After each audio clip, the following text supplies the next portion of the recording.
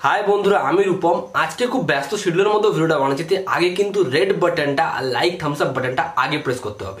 তো আজকেও দেব আর জিৎ দুজনেরই খবর দেব, কিন্তু এটা কিন্তু দেব ভার্সেস জিতের কোনো ভিডিও না। আর এই খবরটা শোনার পরে প্লিজ তোমরা নিজেদের মধ্যে গালাগাল দিয়ে কটু কথা বলা বন্ধ করো। আর বাকি চ্যানেলগুলো রয়েছে স্বাগত স্টুডিও বলি, অরিত্রস জ্ঞান বলি, এরা কিন্তু কেউই চান না, আমিও চাই না যে দেব ভার্সেস জিৎ হোক বা এদের মধ্যে ঝামেলা হোক।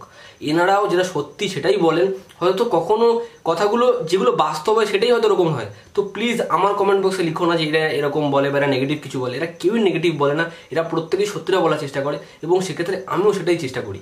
তো সবার আগে এটা বলতে হয়, তো সেটা হচ্ছে দেবের আপকামিং ফিল্ম নিয়ে। তো সবাই আমাকে জিজ্ঞাসা করলো সবার আগে যে কিডন্যাপের টিজার তো চলে এলো বস, ট্রেলারটা কবে আসছে, ট্রেলারটা কবে আসবে, ট্রেলারটা কেন আসছে না? তো ট্রেলারও আসবে, সবে তো টিজার এসছে, ট্রেলার কবে আসছে ডেট জানাচ্ছি। সেটা হচ্ছে আমাদের বাঙালির সবচেয়ে বড় ডেট কি রিসেন্টলি হ্যাঁ, আমাদের বাঙালির সবচেয়ে বড় ডেট হচ্ছে নববর্ষ, মানে 14 এপ্রিল, পয়লা বৈশাখ। তো পয়লা বৈশাখের 14 এপ্রিল সেদিনকে সকালবেলা রিলিজ হচ্ছে কিডন্যাপের ট্রেলার। আপাতত টাইমটা জানা যায়নি, বাট কিডন্যাপের ট্রেলার সেদিনকে রিলিজ হচ্ছে, এটা অফিসিয়ালি জানানো হয়েছে এবং তোমাদের এটা জানালাম।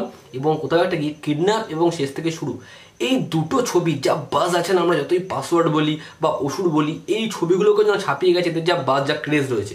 এই দুটো ছবি যেহেতু ঈদে আসছে এবং ক্ল্যাশ করছে, তো ক্ল্যাশ করলে কি হয়, কোথাও একটা গিয়ে এক পক্ষ আরেক পক্ষকে চাপানোর জন্য প্রচণ্ড ক্রেজ চলে আসে। তো এই জন্য দুটো ছবির ক্রেজ মারাত্মক এবং দুটো ছবি হয়তো খুব বড় হিট হবে আমাদের 2019-এ। তো কিডন্যাপ এই ট্রেলার আমি বললাম কবে আসছে, এবং কিডন্যাপের যে ডিরেক্টর এবং রাইটার রায়াচন্দ্র এবং এনকে সলিল দুজনেই জানিয়েছেন যে ছবিটা যবে থেকে ট্রেলার বা মিউজিক লঞ্চ হবে, এগুলো কিন্তু একটার পর একটা সারপ্রাইজ থাকবে অডিয়েন্সের জন্য। তো আমিও অপেক্ষা করে, তোমরাও অপেক্ষা করে নিশ্চয়ই আছো যে কী কী সারপ্রাইজ থাকবে।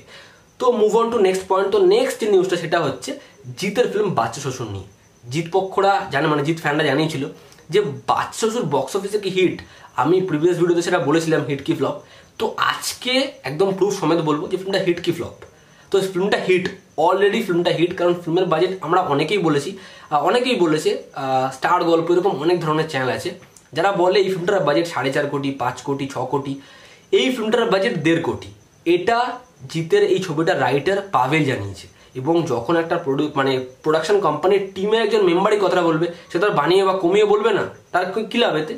তো এই ফিল্মটার বাজেট 1.5 কোটি এবং ফিল্মটা অলরেডি 1.5 কোটি টাকা রিকভার করেছে এবং ছবিটা হিট ট্যাগও পেয়ে গেছে। ছবিটার প্রথম উইকে 130 থেকে 35টা হলে, সেকেন্ড উইকে 100টা হলে এবং তৃতীয় উইকে অনেক মাল্টিপ্লেক্স হারিয়েছিল, কিন্তু সিঙ্গেল স্ক্রিনে থার্ড উইক অ্যান্ড ফোর্থ উইকও কালেকশন স্টেবল ছিল।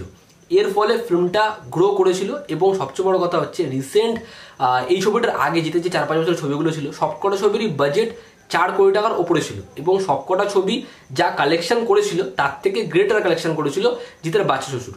এই জন্য বাচ্চা শ্বশুর বক্স অফিসে আপাতত হিট এবং ছবিটা বক্স অফিসে ভালো সফলতা লাভ করেছে। তো এই দুটো নিউজ, এবং এর সাথে একটা ফ্রি নিউজ, সেটা হচ্ছে মুখার্জিদার বউ।